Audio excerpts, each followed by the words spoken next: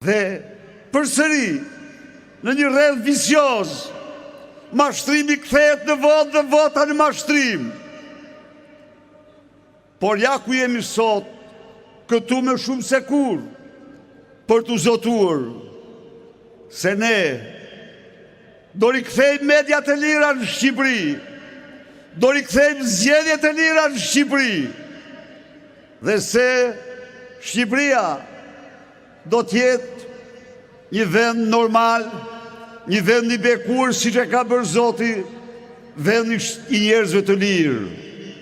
Miq, në qoftë se Edi Rama përdori kundër shqiptarëve policinë gjelatët të sigurimit shtetit, policinë politike, falen Enver Hoxha, Edi Rama përdor falangat e krimit, përdor organizatat kriminale, përdor kartelet e drogës, përdor ergyset e administratës, për të kontrolluar vullnetin e qytetarëve, për t'i vjedhur plaçkitur ata, për t'i poshtruar, për t'i vrarë, për t'i grabitur, përdor krimin për të qeverisur Shqipërinë.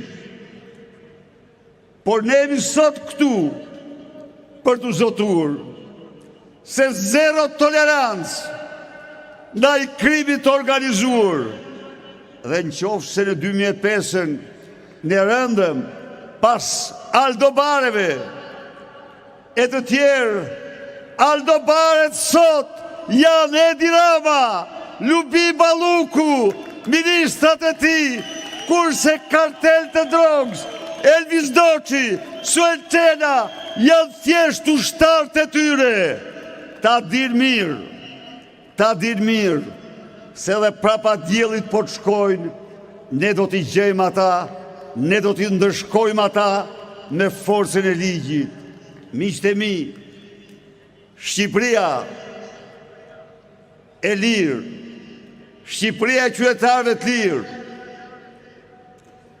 do shpall vjedhjen e qytetarëve, krim të rënd, do të ndërshkoj 2 herë më shumë qeveritarë që largohen. Dhe kontrolloni, kanë filluar të ikin miq, drejtora e të tjerë, braktisin Shqipërinë me shpresë se do mund të shpëtojnë. As ju, as Lubia, as Edi Rama, vrim miu nuk do të gjeni.